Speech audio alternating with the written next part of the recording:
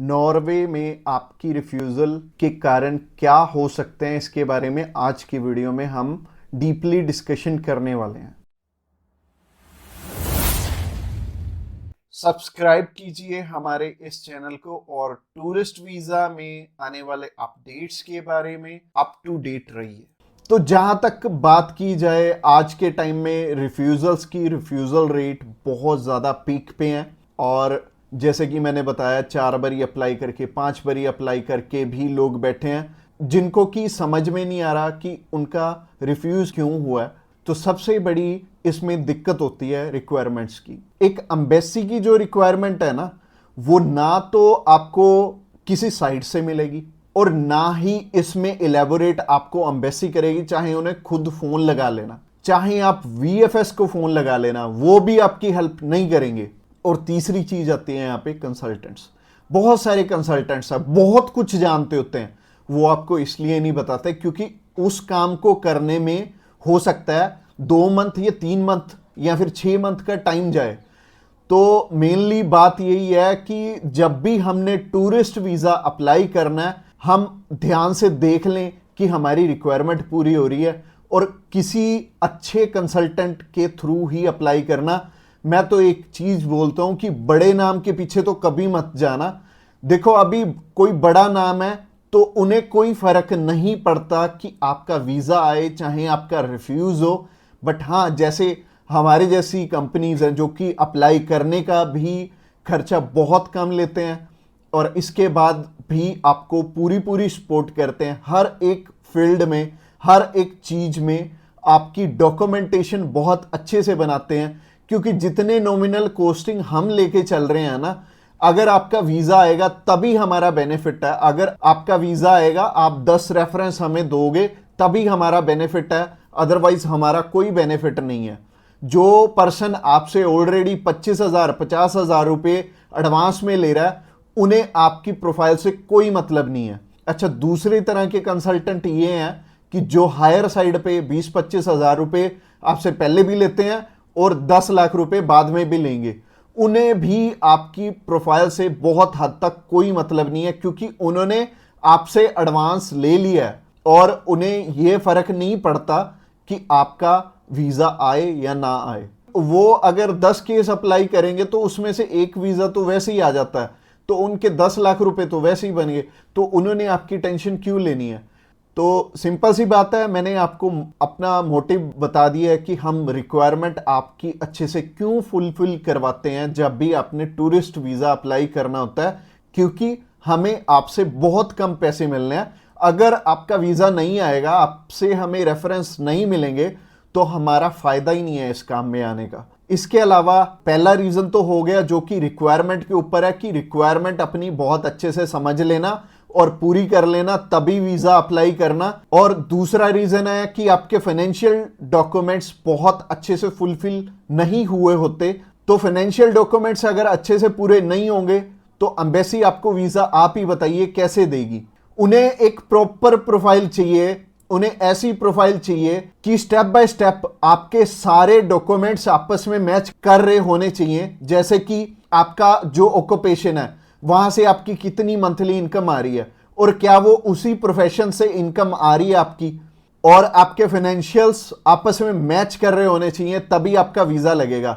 तो अगर आपको नहीं पता है कि आपके फाइनेंशियल मैच कर रहे हैं या नहीं कर रहे, तो आप क्या कर सकते हैं, आप अभी हमें कॉल कर सकते हैं। आप जान सकते हैं कि आपके फाइनेंशियल अच्छे से मीट कैसे होंगे। और कॉल तो आप इस वीडियो के एंड में ही हमें करना, क्योंकि आगे जो रीजन है वो भी बहुत स्ट्रॉन्ग रीजन है कि आपका वीजा इन इन कारणों से भी हो सकता है। प्रोफाइल का तो मैंने आपको बता दिया कि आप हमें कॉल कर लेना।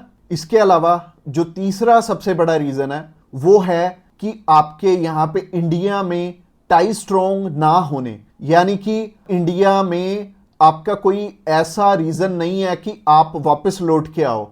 जैसे कि मैरिड है अगर कोई, तो उनकी वाइफ उनका रीजन बनती है वापस आने का, और अगर कोई अनमैरिड है उसको थोड़ी सी प्रॉब्लम ही आती है। बट इसका भी सोल्यूशन है कि आप बेटर है, अगर आप 20-21 साल के हो, 22 साल के हो, तो बाहर जाने के लिए मैरिज तो करोगे नहीं, तो कर क्या सकते हो, आप अपनी मम्मी या फिर अपने पापा में से किसी एक जने को अपने साथ में अप्लाई करवा लो।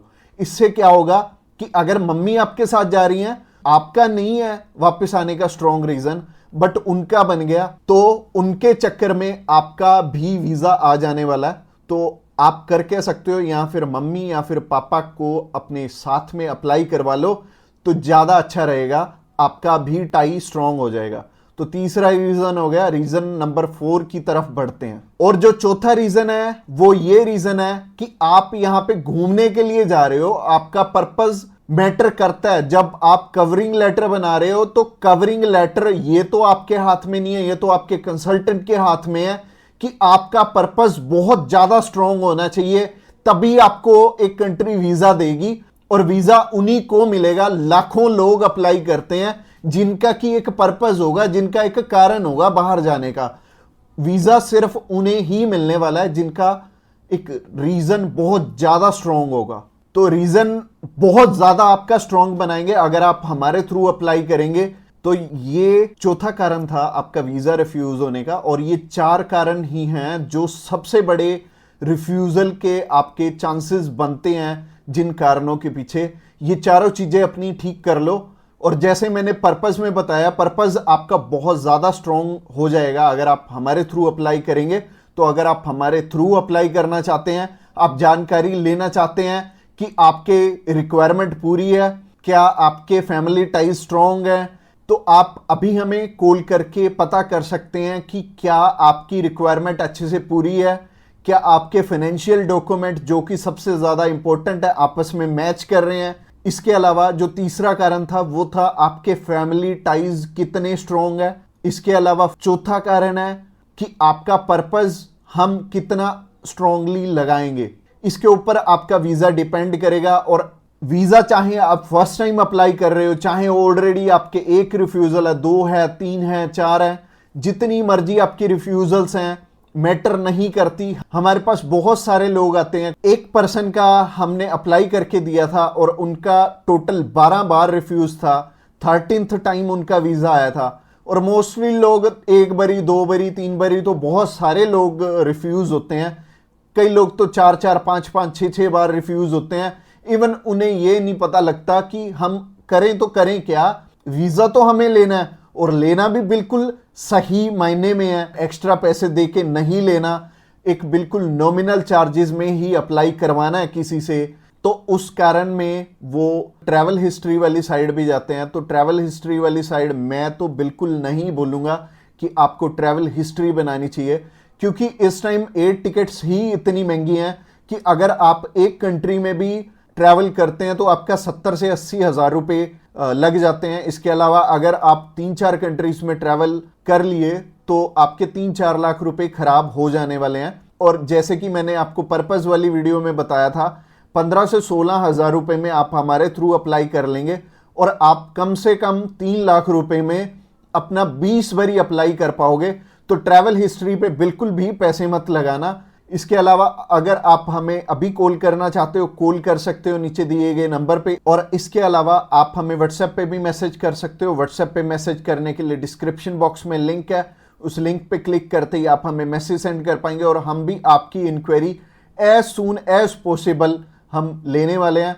और हमारी टीम्स ऑफ एक्सपर्ट्स हमेशा रेडी है और वो सारे टीम मेंबर्स को पर्सनली मैंने ही ट्रेंड किया हुआ है और आपकी हर एक ज़रूरत को वो समझेंगे और फिर उसी अकॉर्डिंग आपको गाइड करेंगे। और आपको बिल्कुल भी टेंशन नहीं लेनी, जब भी आपने वीज़ा अप्लाई करना है आप हमारे थ्रू ईजिली कर सकते हैं। अगली वीडियो हमारी सी टाइप के वीज़ा के ऊपर रहने वाली है कि सी कैटेगरी में बहुत सारे हमारे पास ऑप्शन होते हैं अलग अलग, जिनके थ्रू की वीज़ा अप्लाई करने में हमारा पर्पस बहुत स्ट्रॉन्ग हो जाता है।